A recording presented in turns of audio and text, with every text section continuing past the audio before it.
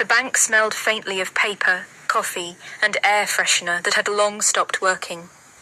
Maggie sat stiffly on the hard-waiting sofa, clutching her token number in one hand and her ID card in the other. She hated banks. The endless waiting, the tired faces, the flickering screens announcing numbers that never seemed to move fast enough at all made her anxious. Still, today was supposed to be simple. Collect the new debit card, go home, cook dinner, spend another ordinary evening with her husband. Ordinary, that word suddenly felt dangerous. Beside her sat two women in their 40s, dressed elegantly enough to suggest they had come from lunch together. One wore a bright red scarf and dramatic lipstick. The other dabbed tissues at her eyes every few seconds while speaking in a trembling voice. Normally, Maggie would have ignored them. But some conversations refused to stay private. He admitted it. The crying woman whispered. Just like that, 10 years together. And he looked me in the eyes and admitted everything. Maggie tried not to listen. She failed. The other woman leaned closer eagerly. How did you find out? The crying woman sniffed loudly. He came home looking strange, too happy. His shirt button was torn off. She gave a bitter laugh. Imagine that. At 40, 3 years old, acting like some teenager sneaking around. Maggie shifted slightly. Something about the story unsettled her. I checked his phone while he was showering. The woman continued. There were messages from another woman. Hundreds of them. And what did he say? Asked the friend. The woman's face twisted painfully. He said, yes, I love her. But I pity you. The friend gasped dramatically. Maggie's stomach tightened. I gave him 10 years, the woman sobbed. 10 years of my life. At that exact moment, Maggie's token number flashed across the screen. Counter 7. Relieved to escape the conversation, she hurried toward the teller. But even while signing papers and confirming details, those words stayed stuck inside her head. 10 years. She and Daniel would celebrate their 10th anniversary in 2 months. By the time Maggie reached home that evening, the story had poisoned her thoughts. Every little thing suddenly seemed suspicious. The untouched coffee cup Daniel left that morning. The overtime he'd worked recently. The new cologne bottle in the bathroom. She shook her head angrily.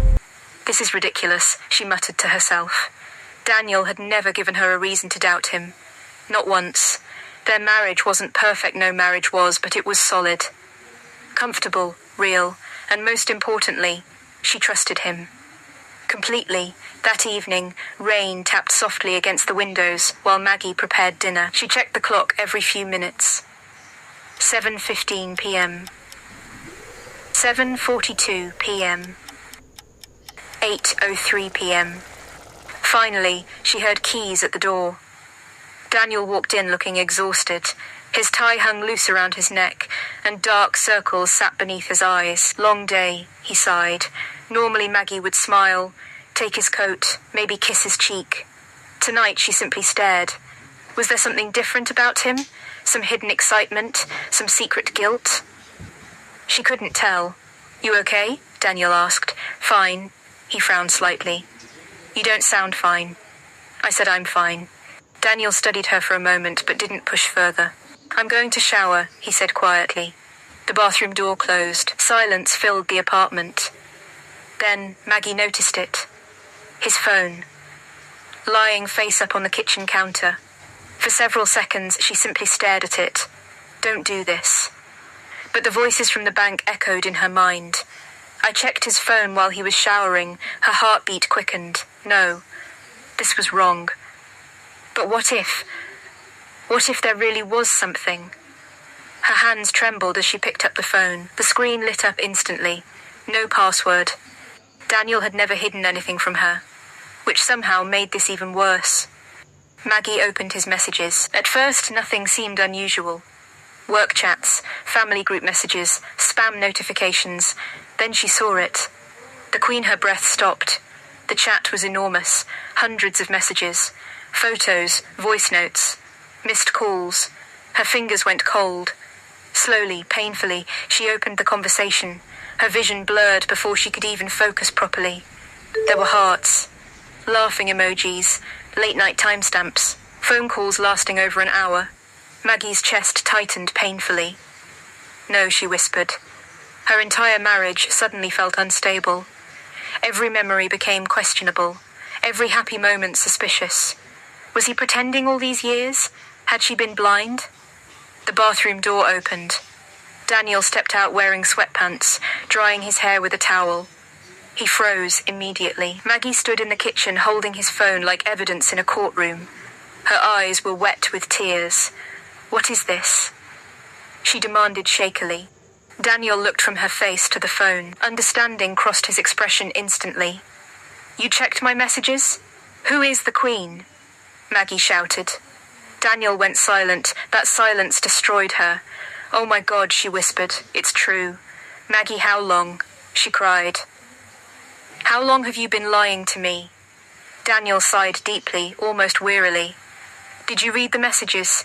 I didn't need to. Maggie, I trusted you. Her voice cracked violently. For the first time in years, Daniel looked genuinely hurt. Not angry. Hurt. Then he held out his hand calmly. Give me the phone. No. Maggie. She reluctantly handed it over. Daniel unlocked the screen, tapped something, then looked at her strangely. A second later, Maggie's own phone rang in her pocket. Confused, she pulled it out. The caller ID glowed brightly across the screen. The Queen Maggie stared at it. Then at him. Then back at the phone. Daniel crossed his arms. Well? He asked softly. Aren't you going to answer, Your Majesty? Suddenly, memories flooded back. Their first apartment, cheap furniture. Late-night pizza dinners. Daniel laughing while placing a paper crown on her head after she got promoted at work. You're my Queen Maggie, he had said proudly. After that, the nickname stayed forever. Or at least, until life got busy, until routines replaced romance, until they both stopped noticing the little things. Maggie's face burned with embarrassment. Oh my God, Daniel sat heavily on the couch. You really thought I was cheating? Tears spilled down her cheeks instantly. I didn't know what to think. He rubbed his forehead tiredly. Maggie, half those messages are grocery reminders. She remembered seeing things like, don't forget milk. Pick up your medicine. You awake? Love you. Her stomach twisted. She hadn't even read properly. She had only panicked. I'm sorry, she whispered. Daniel looked at her for a long moment. Then something unexpected happened. He laughed. Not cruelly. Just exhausted, relieved laughter. You know, he said, for 5 minutes I actually thought you'd discovered the anniversary surprise. Maggie blinked. What surprise? Daniel immediately regretted speaking. Nothing, Daniel. He groaned dramatically. Fine, you ruined it anyway. He disappeared into the bedroom and returned carrying a small notebook. Inside were sketches, reservation details, Happy anniversary, printed Maggie. emails, and handwritten plans. A surprise anniversary trip. Paris, the city Maggie had dreamed of visiting since college. Her eyes widened. You were planning all this? For months. Maggie covered her mouth. I'm the worst person alive. You're not, Daniel said gently. You're human. Silence settled between them. Rain still tapped softly outside. Finally, Maggie sat beside him. I don't know why I reacted like that. Daniel looked thoughtful, maybe because fear is contagious. She frowned. What?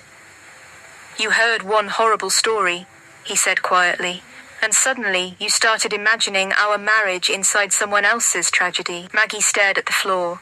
He was right. One stranger's pain had infected her trust. Daniel reached for her hand. Maggie, we're not perfect, but if something was wrong between us, I'd rather you ask me than torture yourself alone. Fresh tears rolled down her cheeks. I'm sorry. I know. She leaned against his shoulder. For several minutes, neither of them spoke. Then Daniel smirked slightly. There is one thing I'm upset about, though. Maggie looked nervous again. What? You seriously thought another woman would save her name as the Queen in my phone?